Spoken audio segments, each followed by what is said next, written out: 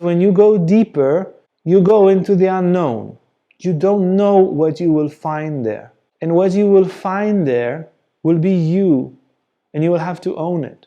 And if you go deep and discover this is not the life that me and my depth I want to live, then that's your reality. And then you own it. And you change your life. You can't but. One thing that is important to consider is that, again, the depth is what will really, in the end of the day, determine what is happening in your behaviors, in your decision-making, and so forth. It is always the depth that will decide. And this is something that we also know from psychology, for example, that there are levels of emotion. So you might, when a client shares with you that they are frustrated and angry, you will always look for the fear and the pain that is underlying that in order to understand how to help them. Because those fears and pains are, in the end of the day, what actually creates the anger and creates the blame that maybe the person is saying, and so forth. If we become actually really aware of the reality of this, that there is a light, a depth inside of us, and there is a constructed ego-mind surface level to us. When we really become aware of it, we would naturally always choose the depth, because this is who we actually are. When you sit, for example, in a therapy session and you come in contact with the inner light, with the inner peace, with the inner strength, then that is what you will just naturally start acting from. So very often what a therapist will try to do is just to move a little bit the surface level for the person to just dive for a moment a bit deeper inside. And just coming in touch with the depth of the being, already without talking much about it, starts to unfold the deeper resources of the being. So as much as when we start digging inside, we might find pain and difficulty and trauma and past experiences that were not so nice, as we sort of peel back the layers of the crust, if you will, and all the reasons why we built that crust, that might be quite painful in the process, but nevertheless it brings you in touch with that depth of the being that then holds within it all resources. So whatever resource you actually have comes from your depth. And then it might be sort of packaged in one way or another, appearing at the surface in a certain way, but it comes from your depth. So if you have even maybe a little bit of a theatrical confidence, but it is actually based on a deeper confidence inside of you, that will really come out as a confidence. If you have a theatrical confidence that is actually just there because you feel completely empty inside and you haven't discovered at all yet the strength that you have inside, people will be like, what's up with this person? Why do they keep telling me how great they are and so forth? It seems so fake. It seems so unreal. It seems so out of touch with how they seem to actually feel from the inside out. So if we would be conscious of the two of them, we would always naturally choose to go deep. The only thing that keeps us away from going deep is the pain and trauma that we might touch on our way there. And this is very often what happens to people, that they start going deeper inside, then they're like, oh, all the pain, all the difficulty, all the stuff that I haven't looked at for weeks, maybe for years. And okay, let me go back on the surface, because at least I know what's going on there. And if you would actually take the time and dig a little bit through that pain, that trauma, and so forth, you will for sure come to a brilliant, radiant light that is full of resources, that has a great availability to fix, rather to say to heal, to harmonize everything going on in your life, everything you might need. You could therefore say that everything in the depth of our inner world is the cause of things, whereas what happens on the surface of our being poses the effects of those deep inner causes. You could also say that as we said before, the true power of our being lies within the depth of our being. Whereas some waves, some ripples of that power come out also at the surface, giving us some specific characteristics and so forth. You could say that the essence, who we truly are, even our purpose, the meaning of why we are here, all of that can be found within our being, and then some expressions of that will sort of make up our personality. The invitation of what Uriah will start talking about in a moment, which is the how do we go there, how do we dive into the depth of our being. The invitation is to come naturally in contact with that depth and to somehow allow it to shine forth, and then create also at the surface of our being actually a very wonderful expression of ourselves. When that light is allowed to shine from the inside out, we acquire also a personality, a day-to-day expression of ourselves that is peaceful, that is in touch with the depth of resources inside, that is differentiated, that is in touch with what we need and who we are right now, that is able to ask for certain things without feeling ashamed, that is able to offer full of generosity. So we will acquire, as those surface levels that are more constructed and sort of shaped by the ego, as they are peeled away and disappear, we will allow for that light to somehow penetrate the entirety of our being, including the surface, and then create a wonderful version of ourselves in every moment of our lives. Let's see how. The purpose of this lecture is not so much to give you new information.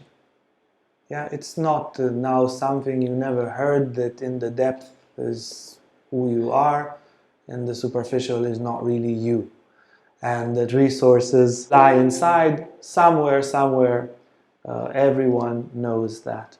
The meaning of this lecture and the reason why we give it is to remind you what you already know. And hopefully to remind you what you already know with such enthusiasm that it will create a shift. It will create a certain hunger to go deeper, because even we know that is very, very important to go deep. We are to the level of depth that we are, and very often it's not very deep. And when we are in trouble, we don't have that instinct, that choice. Trouble, go deep. And when we feel good, we don't have that very engraved choice. I feel good, go deep. When walking the spiritual path, this constant returning to the depth will always be our choice. And even if we will face in certain moments, you're happy, go deep. Underneath that level of happiness, more trouble. So what it gave me? I was happy before, now I went deeper, I'm in trouble. Yeah, but in the long term, 100% sure, if you continue to go deeper, you will have such a,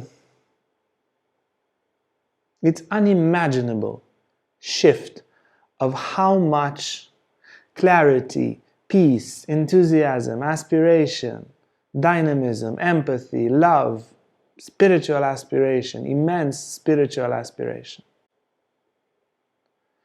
It is like whatever you do is always the right direction to go deeper. So first step, if we want to go deeper, is to understand and be determined. Yeah? Listen to this lecture, read more about other inspiring teachers and teachings that speak about the importance of going deeper. And then to understand that going deeper starts with facing ourselves. So wrestle with that idea, play with it until you are 100% sure, without a doubt, or at least 95% sure, that you want to do it, because sometimes it's hard, and you need to override.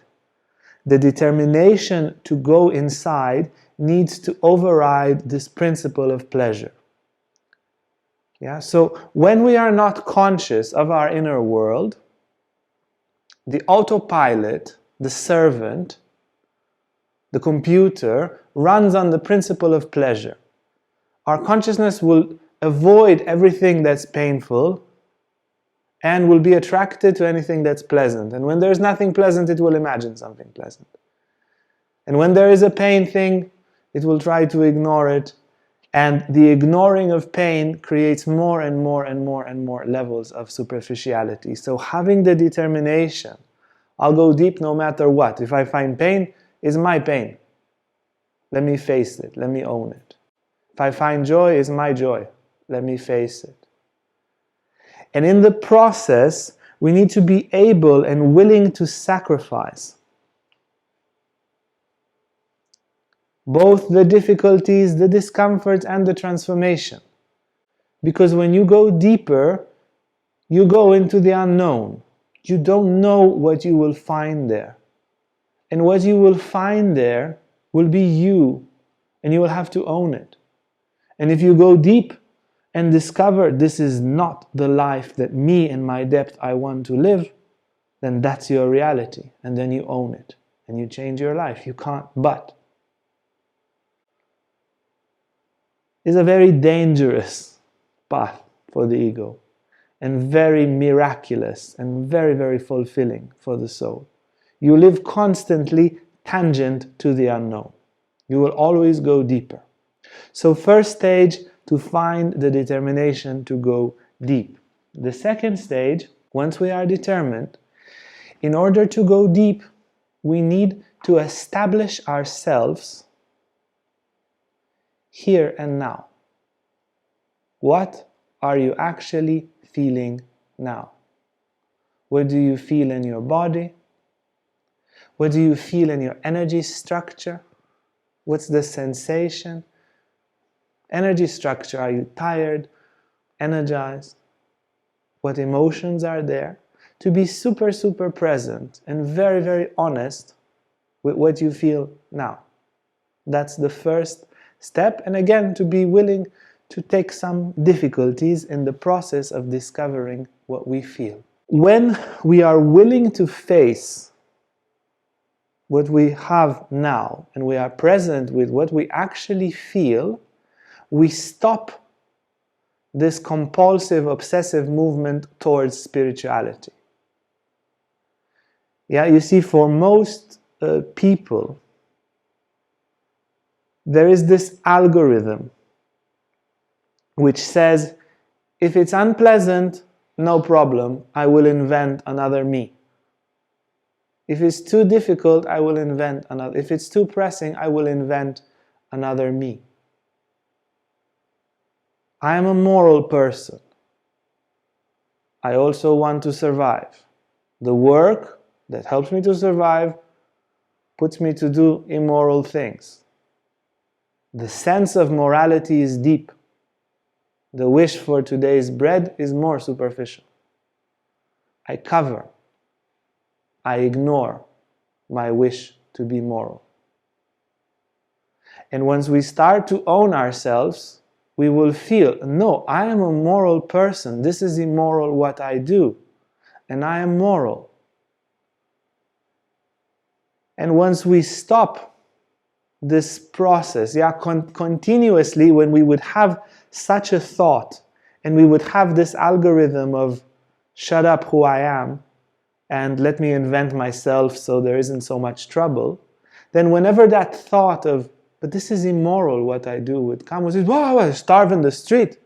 I will starve in the street otherwise. It's not good. Who would feel? My children will die. It's better like this, which is a very stupid thought because it's not the only job in the world. And it will probably take some time before losing the job and all the children actually starving to death. Yeah, there is a margin of time there. Other things can happen. But when we are in that dishonest, unauthentic inner state, we continuously create these superficial construct, unexamined construct. So the first step is to be very determined that this is what we want to do. We want to get to know ourselves and go deep. And then the second step would be to be extremely present with who we are.